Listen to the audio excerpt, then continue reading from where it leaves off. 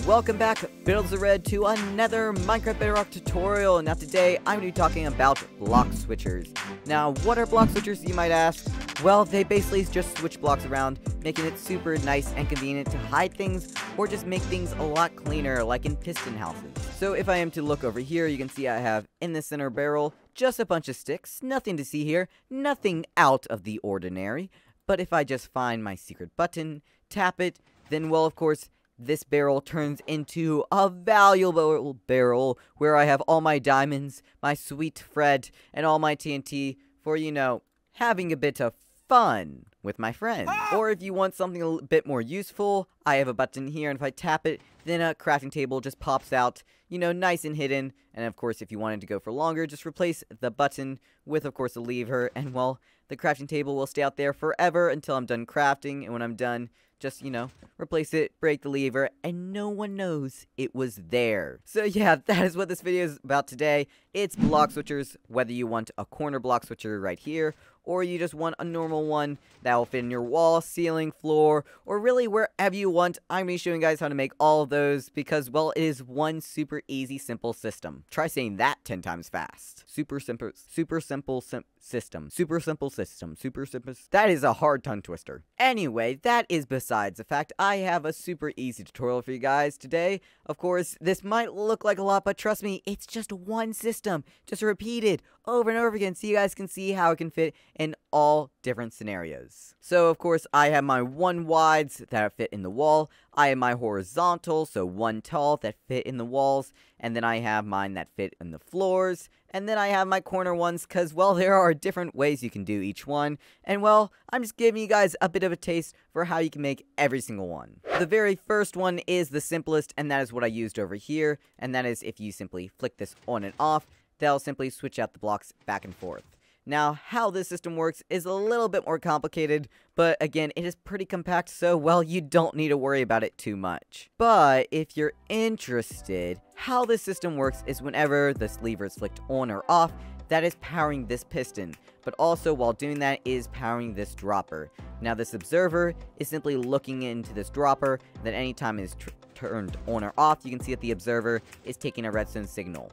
That is flashing on and off this redstone dust, and that will trigger on and off this sticky piston, moving this bit of redstone block. Now, when this redstone block is in the vertical position, this piston will retract, allowing these 2 blocks to switch back and forth. Now, whenever this lever is pointed down, then that means this piston is going to be permanently activated. Now, whenever this is permanently activated, that means this gold is stuck here because this piston cannot extend. And the reason is, whenever a piston is extended, it becomes an immovable object, and, well, it becomes just as strong as, well, obsidian or bedrock because, well, you can't push it anywhere. So if we simply come up here, whenever this is down, that means the gold is going to be forced, so whenever this piston retracts, that means the gold is always going to be pushed out. But when this is in the vertical position, this piston is going to retract, allowing this top piston to push down, and, well, that's basically going to switch those 2 blocks out, and then simply that system is repeated over and over again. So you can see it's just switching from gold to netherite, gold to netherite, and, well, you can just flick this over and over again. You will not break the system. I have made this system as strong as possible.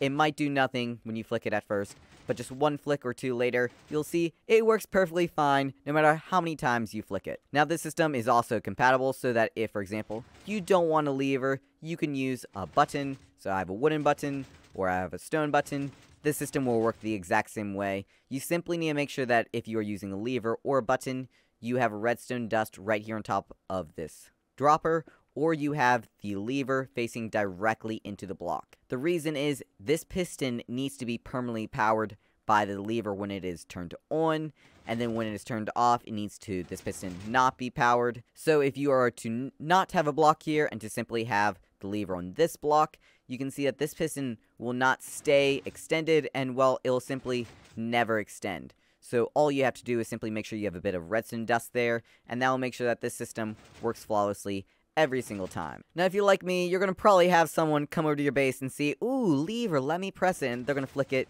because it's on the ground where everyone can see it. So, we're better to have it than on the ceiling. So whether you have this on the floor or on the ceiling, the system works the exact same. So how this entire part here works is it just uses redstone dust. The observer detects that turning on and off.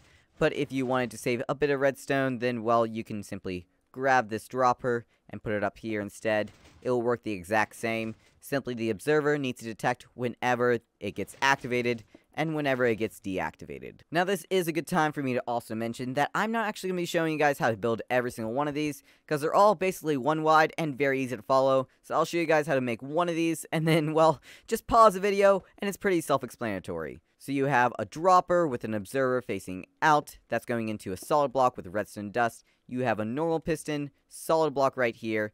You can't have two of them right next to each other, otherwise the redstone dust is not facing directly into the block. Then you need a sticky piston facing straight up with a redstone block, sticky piston facing out. Then you have a normal piston, redstone torch, and then your final normal piston facing straight down, and then simply place in two of whatever blocks you want to swap right there. And that is how you make this super simple system. And then if you are to have the lever or button up here, then of course it's going to be slightly different. You're going to still want your dropper redstone dust, but of course your observer is going to be going straight into a block, redstone dust a block down. You have all this, and then you're going to still have the torch on the piston, because that will react instantly, and well, the systems are basically identical. And then if you are to have this entire thing horizontal, so to save space, you can see the entire system works the exact same way, whether with a lever, with a wooden or stone button. And you can see instead, on the side of this piston, I have a torch going into an observer, into a block. We have to come one block down just to hold our redstone dust, and that's going to be going straight into this piston.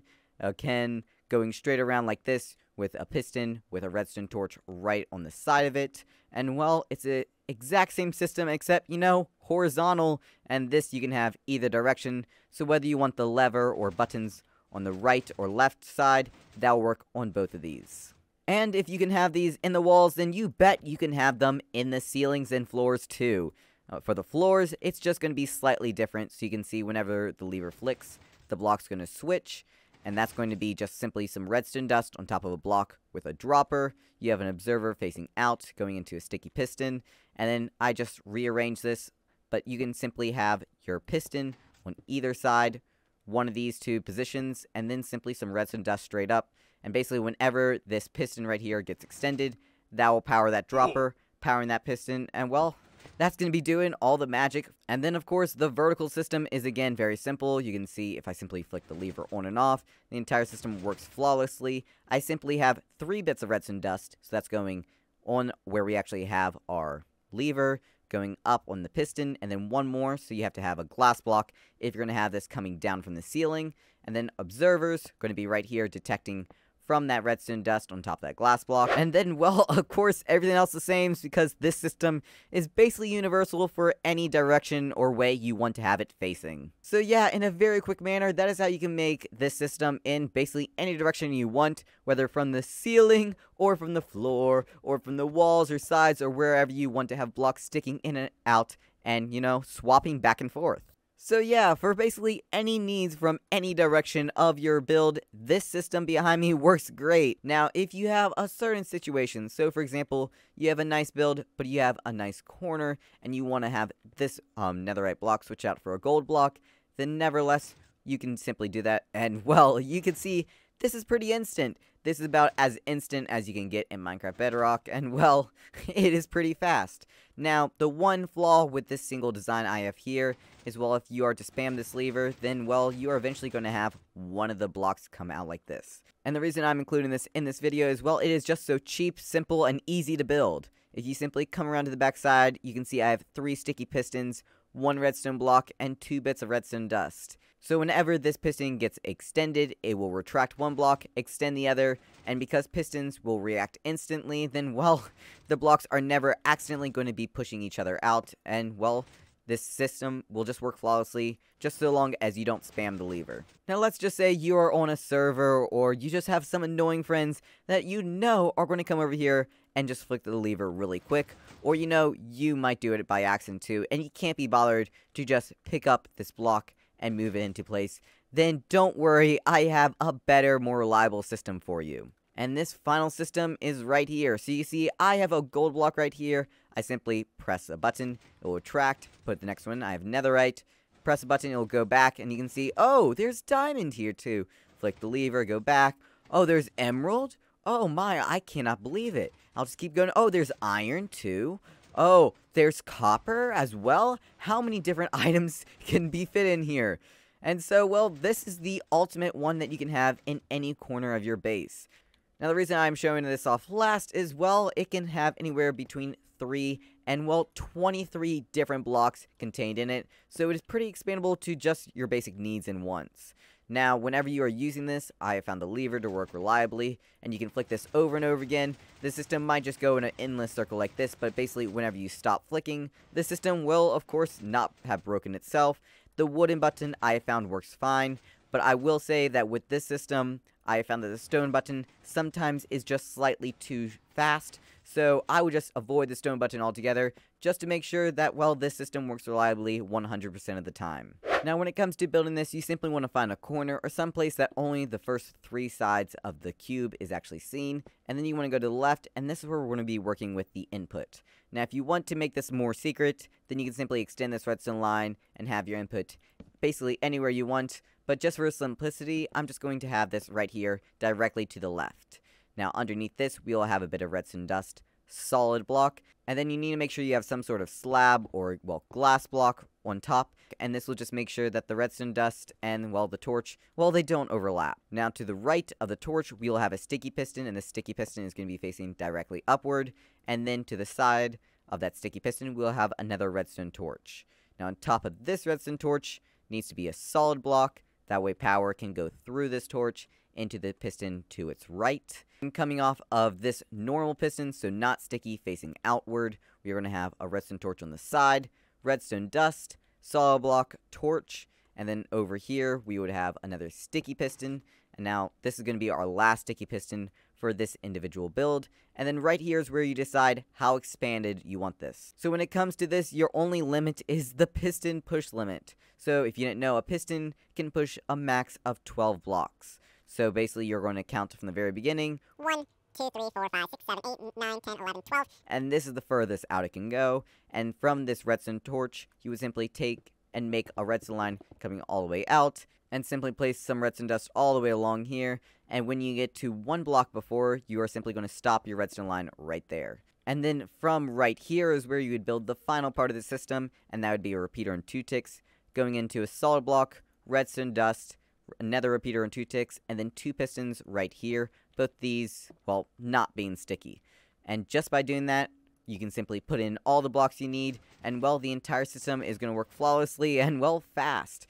And just like that, that completes the redstone for the corner block switcher. And that's going to do it for this video, guys. If you enjoyed, give the video a like and subscribe. It helps the video out a ton. But this has been Rocket Builder, and I'll see you all in the next one.